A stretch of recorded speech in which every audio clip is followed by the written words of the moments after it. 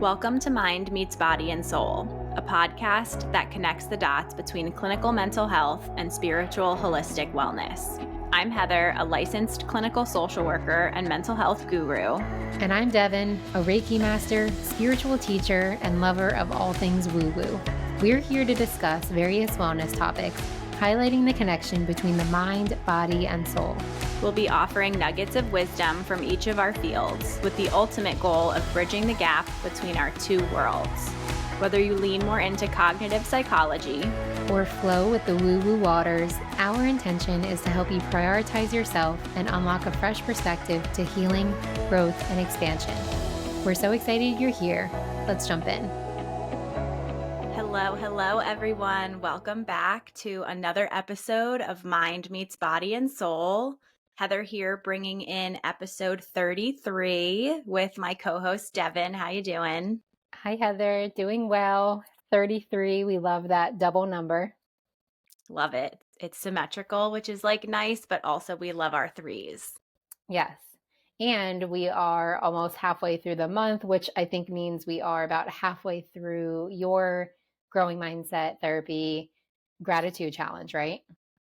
We are on day 13 if you started on the first of the month. So the prompt for today is to reflect on a time that you did something or a time that you felt proud of yourself. Oh. So I was thinking about it this morning, and I think for me, I felt proud of myself, and I've been feeling proud of myself for this podcast. I can't believe we're 33 episodes in for being a business owner. Like, I think that is something that gives me a lot of pride and makes me feel really proud of the effort that I put in to all of this. How about for you? That. Oh, I love this prompt. I think something recently that's been coming through, I wrote in my email newsletter last week that recently I've just been really embracing a lot of rest and not forcing myself to be so proactive or productive in the way that I'm just like not really feeling that much creative inspiration with business, with creating content right now. It's not like I'm completely ditching my business, not tending to my business, but you know what I mean? Like sometimes I feel like we are in these periods of expansion and we are taking action and initiative and, going after the things that we want. But then sometimes we also have these periods of contraction where we are maybe focusing on other areas of our lives or really prioritizing rest. And so I'm proud of myself for embracing that kind of ebb and flow of my life right now, because I think a past version of me would have always been so go, go, go. And so embracing that rest and giving myself that permission to be a little bit more at ease in certain areas of my life while I tend to others is what I'm proud of. I think that's really important. And we just posted recently, or we just shared our discussion in our episode on change and looking to nature. And I think I've had to go through that process myself in my business. And you and I both, if I may share this, chatted offline about like the importance of kind of figuring out the seasons of your business, because I just don't think as humans it's possible for us to be creating and go, go, go all the time. And we can figure out the seasons of our life. If we can figure out the seasons of our business, I think it allows us to be more compassionate towards ourselves, more realistic with the goals that we're setting, but also like more present and less judgmental and less critical. For sure. Thank you. And thank you for, for sharing yours as well. Always celebrating you being the entrepreneur powerhouse that you are. And also, yes, a lot of pride and celebration when it comes to us in this podcast. So what a great exercise for those that are listening, whatever day in the gratitude challenge it may be. It's always a great opportunity or always a great invitation to acknowledge and celebrate yourself. I know we had a whole episode on that earlier on in the season. Yeah, always important. Something I think that we should continue to try to practice. And I'm excited to always incorporate that in these discussions whenever possible. Agreed. And speaking about what we had talked about last week with navigating change and, turning to nature and finding the ways that we can relate to the ways that nature is always changing and kind of use that as an anchor, use that as a guide for ourselves. I find that these podcast episodes are just continually like streaming or filtering into my life where I'm thinking about the conversations that we're having. And so when it comes to nature, especially, I know you do the same too. On my morning walks with Ellie, some days I'll make my way over to the park, which is right next door, and there's a pond. It's been there my whole life, yet somehow only in my 30th year, I have decided to really spend time sitting at this pond. And especially during the autumn season, when the sun is shining on the pond first thing in the morning, I love it because you can see the reflection of all of the leaves or trees or whatever. And so I'm sitting on a bench at the pond this morning, just watching, just observing, and I notice these leaves just falling from the tree, and I watch as they fall and they hit the water, and I notice that it creates this really beautiful ripple effect in the water, and it's like a I can picture it so clearly in my head. I hope people know exactly what I'm talking about because putting it into words is always more difficult, but this tiny light leaf hits the water and then creates this really big ripple effect. And I think that's where I was thinking we could take this episode with today is on the topic of ripples of impact.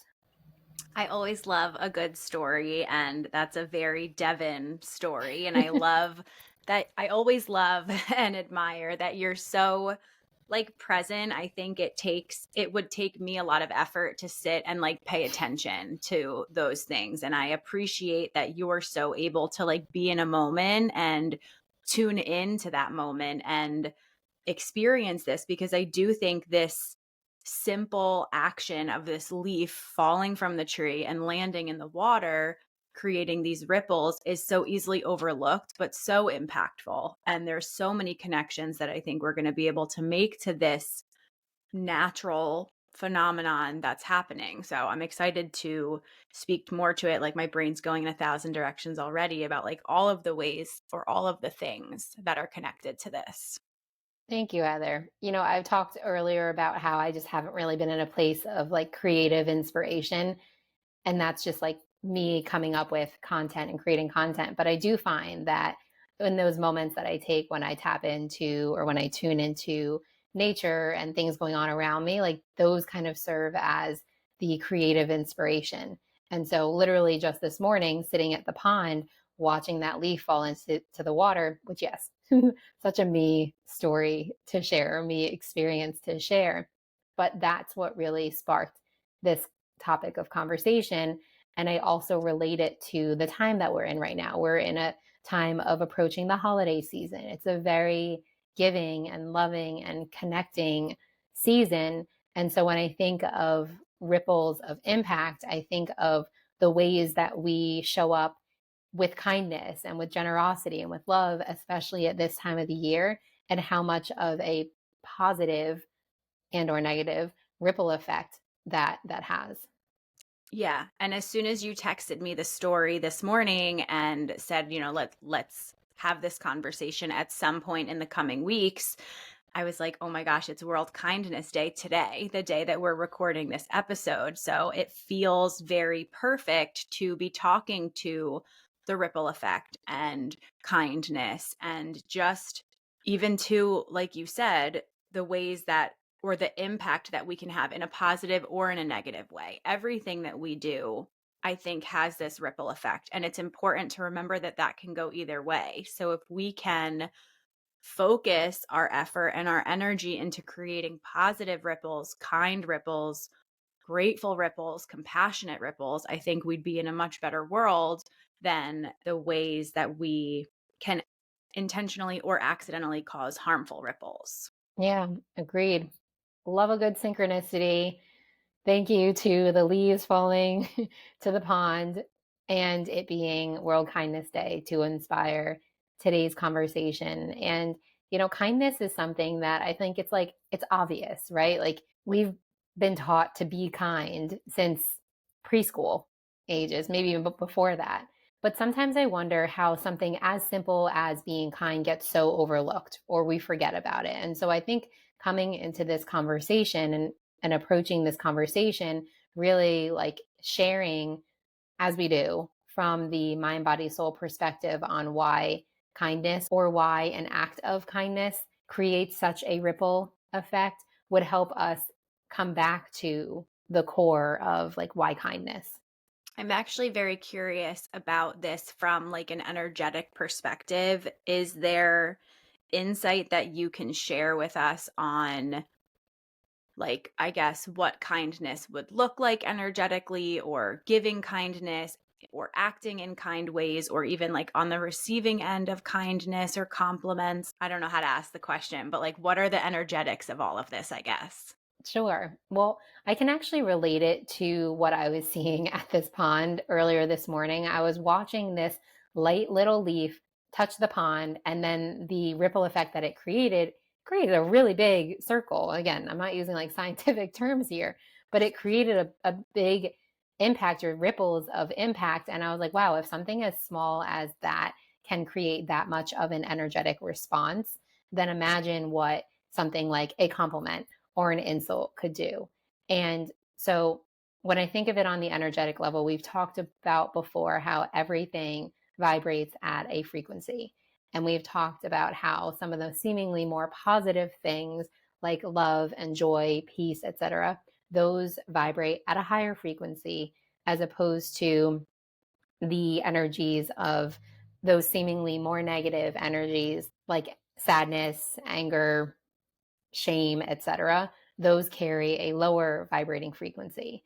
And so when somebody is sending out the frequency of whatever it is, their thoughts, their words, their feelings, and sending that to somebody else, the person on the receptive end is then taking in that frequency as well. So in any given moment, we have the ability to send out through our words, through expressing our thoughts and feelings, a frequency that is either high vibrational or low vibrational, obviously somewhere in between too.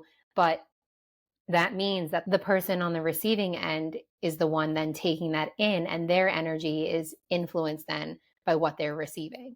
Does that make sense?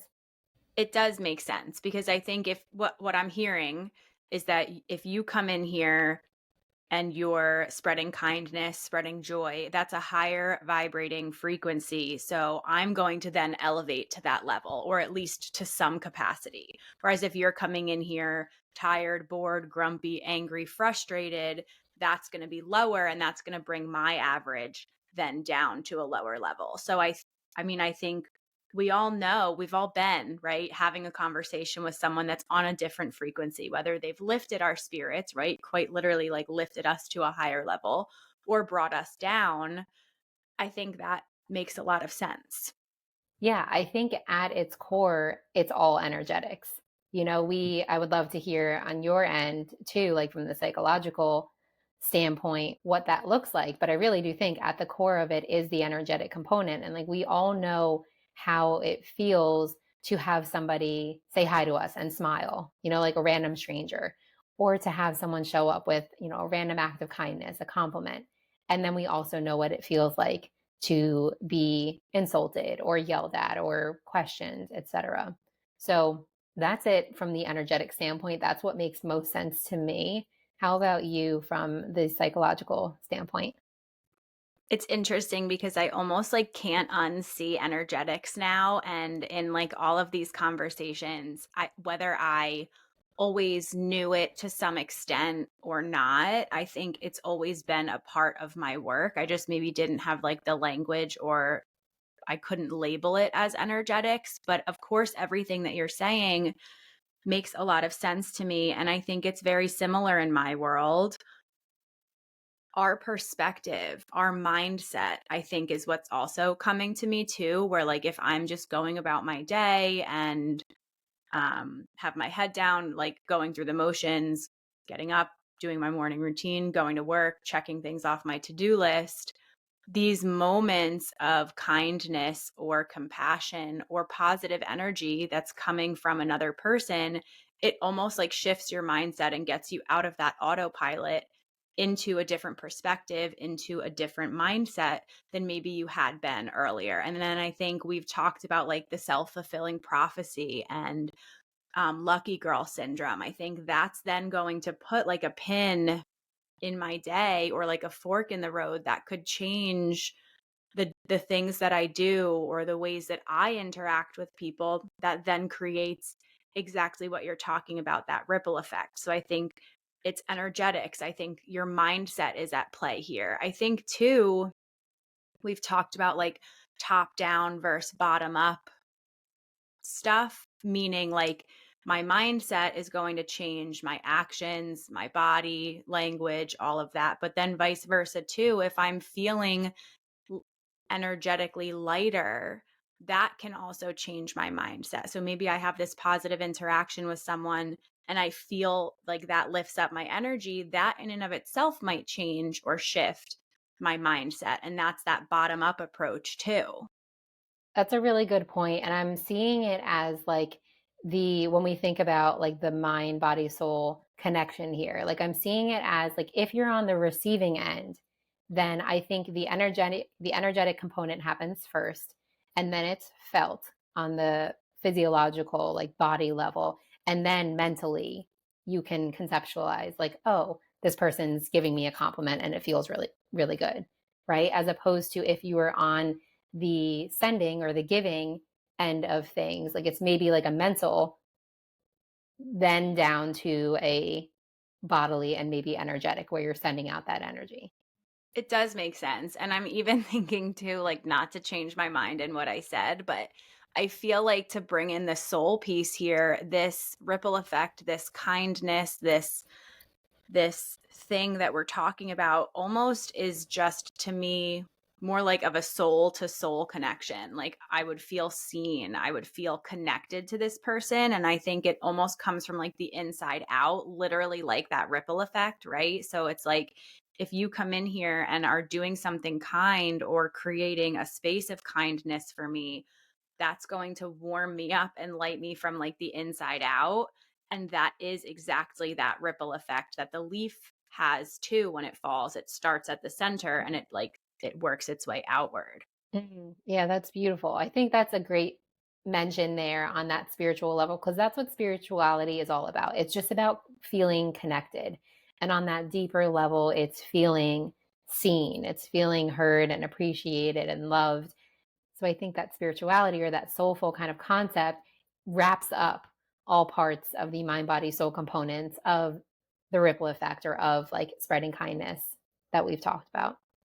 It's funny because I love World Kindness Day. And I think we could always use more kindness in the world, especially this year. It's just like, especially recently, like it just feels like for the last few years, there's so much that's happening in the world around us. So last year I did a World Kindness campaign. This year I did another World Kindness campaign. So like for the last month, without even realizing it, I've been trying to create this ripple effect that we're now sitting here today talking about, Mm. where I bought all these little pins and I sent them to local small businesses and it had a little note that said, take a pin, they're free. Take the pin, do something kind for someone else, and then pass the pin on to that person in the literal hope that like they would do something kind, someone would receive that act of kindness and that pin and then do it, so that like all of these pins in theory are hopefully out there being passed on, creating this literal, it's just a funny that like it's creating this literal ripple effect that we're talking about today. I love that. I mean, this is just what happens. You and I start a podcast and meet weekly and have these conversations, and our lives are just like in sync with one another in some wild ways. But I love that. I think you are someone who is so good at community outreach and at spreading loving kindness and awareness. And I really admire that about you and your business model. Thank you. I appreciate that. It's always nice to feel seen. And even just you saying that right now is like an example of like, ooh, okay, like I have this little like lighter feeling. Like I feel like I like elevated a notch in terms of like my frequency. So There you go. I just, yeah, I just love this conversation. I guess I'm curious. Well, we'll get to tips. I feel like it would be nice for us to talk about like how to start practicing this and stuff. But have you ever been, would you be able to share like being on the receiving end or even on the giving end in your own personal experience? Like what has this looked like for you or even professionally? What I was actually thinking of while you were asking that question is why is it so hard for us to, or why is it so difficult for us to get to that place where, like, we talked about in our Q&A episode, is 5 minutes of mindfulness really effective, right? Like, question, is one day of kindness really effective? Ideally, we would love to be living in a state of mindfulness, living in a state of kindness, where kindness is just what we embody, what we exude on a day to day or moment to moment basis. But there's a reason why we become so detached from it. And I think that's what I was thinking of as you were coming up with your question for me, is like, what stands in the way of us just showing up, giving, receiving kindness every moment of every day? And that's going to bring us back to probably every single conversation that we've ever had on this platform around like the blocks that we face, the conditioning or the traumas or the belief patterns that we have, the negative experiences that we've had over our lifetime, like all of the things, all of like the muck that kind of like clogs up the pond. If it were that easy for us to be kind all the time, which it is, but and also we have experienced a lot that of blockages, or as you said, especially in this day and age, a lot of low frequency energy that kind of keeps us trapped down there. And so my answer to that question would be, if we find it challenging to either give or receive this kindness or anything on the more like positive, higher vibrating levels, it's an invitation to get curious of like, okay, well, what's holding me down? Because it is that lower frequency stuff that is going to actually, literally hold us down and kind of block us from getting to that place. And so that's where all of the healing work then comes in. I think too, we've spoken about mindfulness and like present focused awareness and getting into this like autopilot that we have. Like that to me, I have two things that I'm thinking of. It's this like autopilot tendency that we have where we're not mindful, we're not present. I think that's a block that we can work through.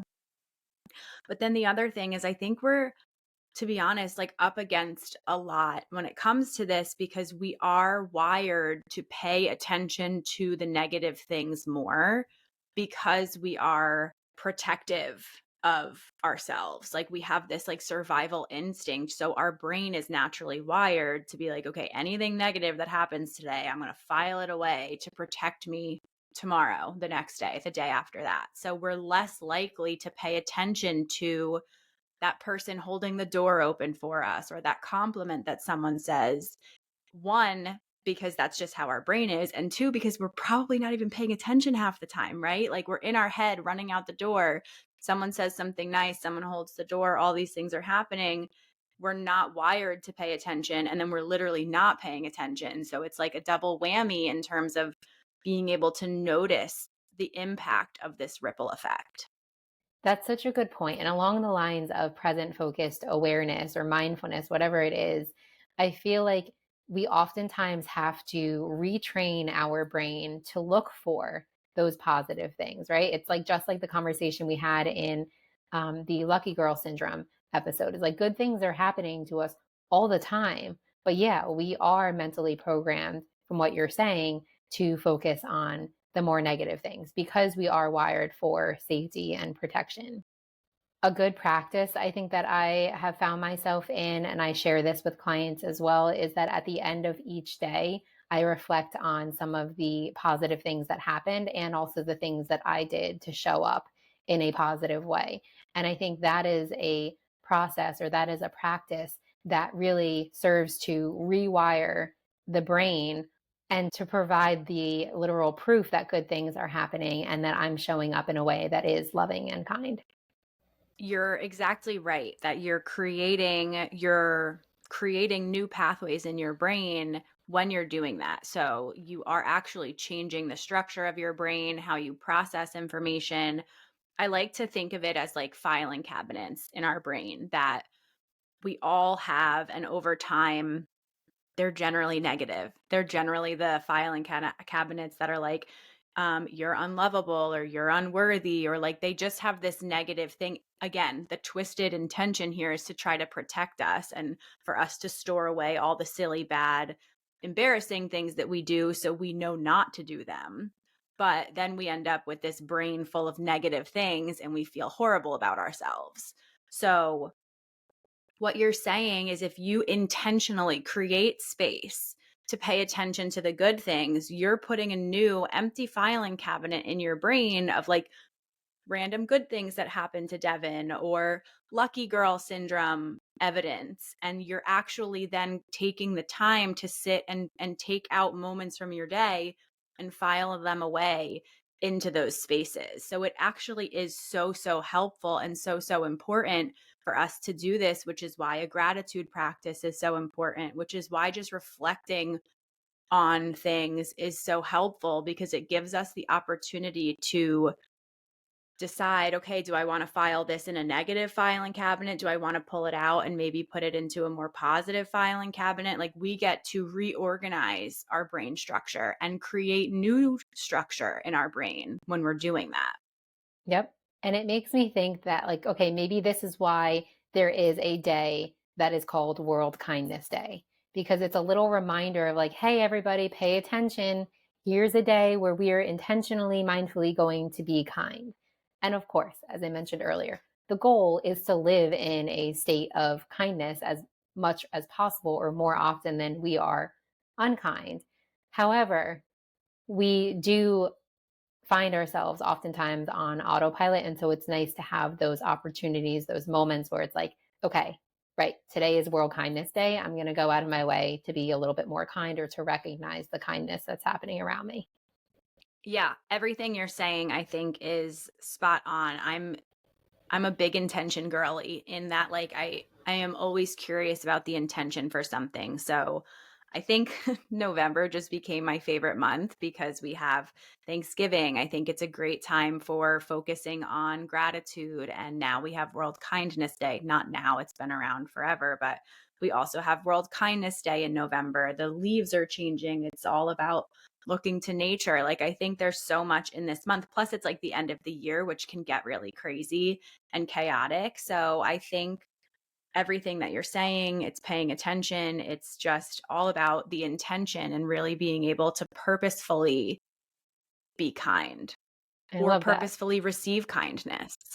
I love that. That's a really good way of looking at this season as a time for connection, for gratitude and kindness. And as we begin to wrap up this short but sweet episode, do you have any lasting tips, tools, resources that you wanted to offer? I've said it before and I'll say it again and again and again. I think to me, the number one thing here is to pay attention on purpose to the acts of kindness, to the moments of gratitude, to the energy that we're giving and receiving. Just check out of that autopilot and check into this moment and pay attention because the content, the moments, the energies are all there. We just have to open our eyes and pay attention to be able to see it. And I think in this episode especially, we explained like why pay attention on purpose so that you can literally rewire your brain, your neural pathways to create a more loving, kind, positive reality for yourself. Yeah, exactly.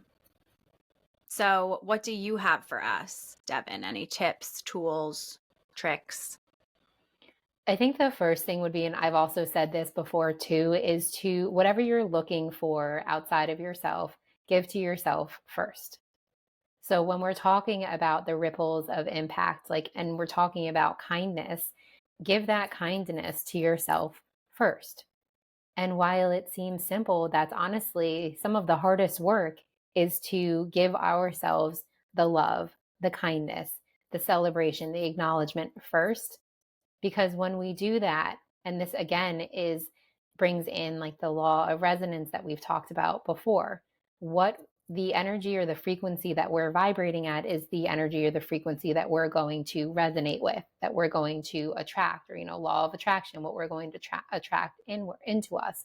And so if we are looking and hoping that outside of ourselves, kindness will come to us, the best thing that we can do is instill that kindness within first. And that starts at the relationship to self, always. I love that too, though, because I think if we're starting with ourselves, we always have access to ourselves. Like, we are not waiting on other people to show up and expecting other people to show up. It's really within our control. And, we love to be able to have control. And I think that's something that we can actively do and control in our lives. So I think that's a wonderful place to start. A hard place probably for a lot of us, but a really important place for us to start. Yeah, thank you. So on this World Kindness Day, which when this episode airs, it'll maybe be a week or so afterwards. But on this World Kindness Day, we send you off with the opportunity, with the invitation to, one, show yourself, give yourself that kindness first, and two, to then pay attention on purpose to all of the kindness, the love, the ripples of impact that are happening around you. Yeah. So then, in wrapping up and officially sending our listeners off with something, is there anything, Devon, on your vision board this week that is calling out to you today? One simple word, and it's the word inspire. And I actually have it cut out where like I cut it out in like a wavy, like with a wavy border. And that just makes me think of the ripples of impact and how through these conversations, and it's actually a full circle moment because I talked about how sitting at the pond and watching the leaf fall into the water this morning brought about inspiration. And now we're bringing this conversation to our audience and hopefully inspiring them as well to look out for that loving kindness, those ripples of impact.